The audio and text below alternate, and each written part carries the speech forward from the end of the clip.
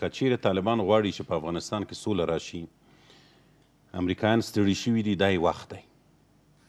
دوی د پاکستان د غېږې راوځي، دوی د افغانان شي او ودې وایي چې امریکایان ووځئ. امریکایان وځي، دوی د راشي د افغانستان د حکومت سره د کینی، د افغانانو سره د کینی، د افغانانو د مشرانو سره د کینی، د افغانانو نه د سوله وغواړي. امریکا په تیښته ده، امریکا وځي. خو که چیرې دغسې وي چې امریکا ته وځه موږ سره پرېږده، نو بیا موږ ډېره ښه تجربه لرو. په تیرو کې موږ تاسو لیدلي دي، روسان د دغه ځایه ووتل، مجاهدین راغله، افغانستان د هر ګواګ یې واخیستې، ضمانت هم موجود، په چا یې لیلام کړې، په پنجابي لیلام کړې. زما ټانکونه یې په دې لیلام کړل، زما افغانۍ پیغلې په پنجابیانو په عربانو لیلام کړې. بنان زه وایم چې د افغانستان ټول ملي بنسټونه یې په دوی لیلام کړل.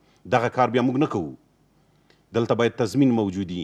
طالبه راشه سوله وکړه، که سوله کوي دی وخت دی. حکومت راشه سوله وکړه دی وخت دی. امریکایان ستړي شوي دي دلته. د دواړو د غېږې راوځئ، افغانان شئ. که چیرې افغانان نه شئ، تل به وژل کېږئ دلته د طالب په نوم، د دولت په نوم، د احمد و د محمود په نوم به په دې هېواد کې وژل اصولي صاحب ډېره مننه کوو له تاسو نه. خیر صاحب تاسو نه مننه کوو. دغه د قطر ناسته د همدغسې باید افغاني تفاهم دپاره یو ښه زمینه وه. دقیقا امریکایانو وطن د هغوی د طالبانو ترمنځ مذاکرات شوي دي، هغوی وځي. دغسې د بین افغاني تفاهم دپاره زمینه برابره او متاسفانه تاسو وګورئ چې چا دغه زمینه په افغانانو باندې ګډه وډه کړه. ډېره مننه کوو اخیار صاحب. اصولي صاحب تاسو نه مننه کوو. قدرمن